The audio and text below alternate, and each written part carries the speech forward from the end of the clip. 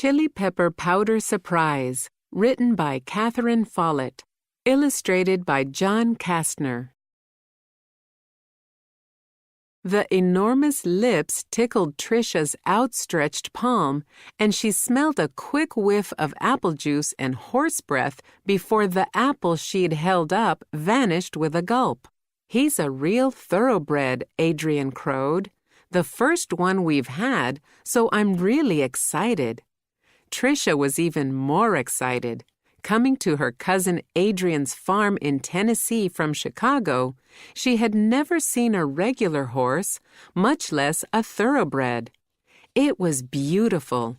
Its coat shimmered, glossy and smooth in the dark stable, and it snorted horsey breath through its big nostrils and tossed its mane when it heard voices. "Wanna see him walk around?"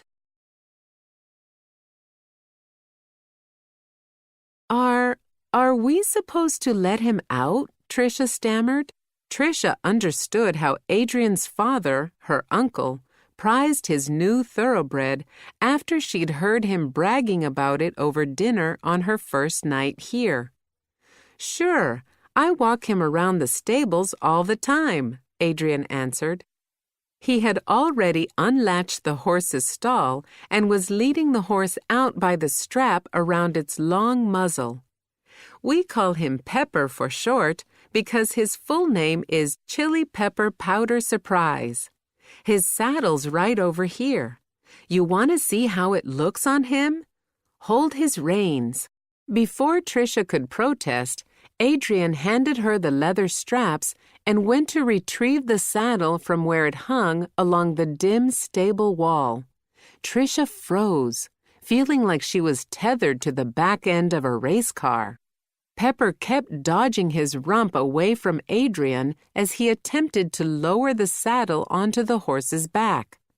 Finally, the horse submitted and stood under his lumpy saddle like a beautiful princess forced to wear an ugly parka. "Go ahead, get on," Adrian said with a grin. "No way," said Tricia. Adrian had been daring her to do such things all week, like jump the fence into the hog pen or sit in his dad's tractor. She'd always held back while he teased her, and suddenly she decided she was sick of it. "Well, if you're sure your dad won't get mad," she said. "Not if he doesn't know about it," Adrian snickered. He explained to Tricia how to put one foot in the dangling stirrup and swing the other over Pepper's back. As she eased her weight in the stirrup, Pepper sidestepped away as he had from the saddle, and she had to hop on one leg to keep with him. Finally, she swung her leg over and landed hard in the saddle. Before she could figure out what was going on, Tricia flew out the open door of the stable and into the blinding sunlight. She hadn't gotten hold of the reins, and she nearly flipped over backward, only clinging to the saddle at the last second. Her foot was tangled in the stirrup, and her hair was flying in her face so she couldn't see where she was going, and she was going terribly fast. She screamed and felt Pepper's body give a startled jump underneath her. She'd never imagined a galloping horse would be so terrifyingly rough. It always looked smooth and easy in the movies, but it was more like riding a roller coaster with no straps. Pepper ran straight across his corral toward the fence. Tricia shrieked again, sure he would jump it, but he started around the corral instead, running and running and running. She managed to sit back up and bury her hands in his mane, but it seemed to bother or hurt him. He tossed his head, hitting her chin with the back of his neck and throwing her arms off him. If she fell or jumped, she'd be dragged by her caught foot, or she'd crack her head on the ground, or worse. Finally, she managed to lie down and cling to Pepper's back while he slowed to an uneven trot, then a walk, then an uneasy standstill. "What do you think you're doing?" she heard her uncle holler as he ran from the house toward the corral. Pepper jerked and stepped as the shouting man approached.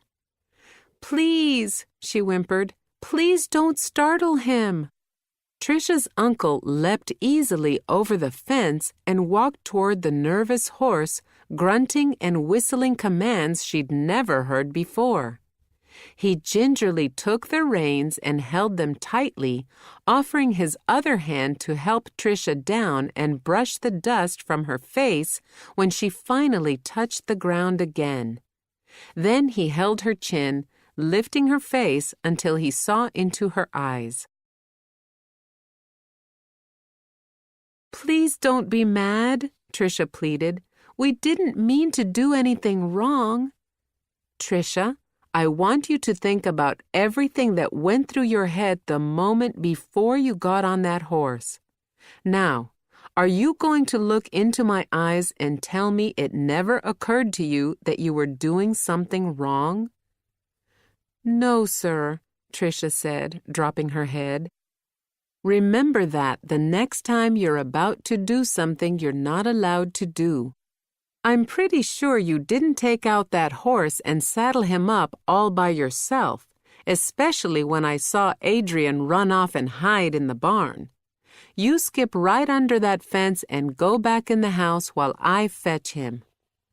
Tricia did as she was told, slipping through the fence and starting toward the house while her uncle ran after his son. But before she went inside, she looked back at Pepper, who grazed calmly. As she watched, he looked up at her. "Sorry, Chili Pepper Powder Surprise," she said, and the horse tossed his mane as if he understood.